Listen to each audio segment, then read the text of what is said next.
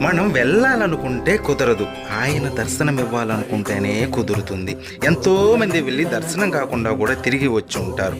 మీకు రహస్యం చెబుతాను, వినండి. ఆయన మనకి దర్శనం ఇవ్వాలనే సూచనలు మనకి పంపుతాడు. ఎలా అంటే నిద్రపోతున్నప్పుడు కలలో కనపడడం, తరచూ శ్రీవారి గురించి విషయాలు మన చెవిన పడడం, లేదా ఎవరైనా తిరుమలకు పిలవడం. ఈ విధమైన సంకేతాలు కనబడితే వెంటనే బయలుదేరండి కొండకి.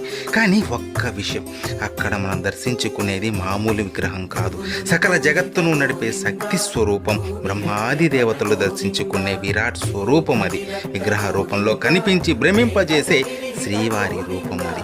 చక్రవర్తులు, సామంతులు ఆయన దర్శనం కోసం బంగారు వాకిలి ముందు పడిగాపులు కాశారు. అటువంటి స్వామి దర్శనం పూర్వజన్మ సుకృతం. ఇలాంటి ఎన్నో వీడియోలు మన ఛానల్లో ఉన్నాయి. సబ్స్క్రైబ్ చేసుకుని వాటన్నిటినీ వినండి. శ్రీవారి దర్శనం మీరు ఎన్నిసార్లు చేసుకున్నారో కామెంట్ చేయండి. ఓం నమో వెంకటేశాయ.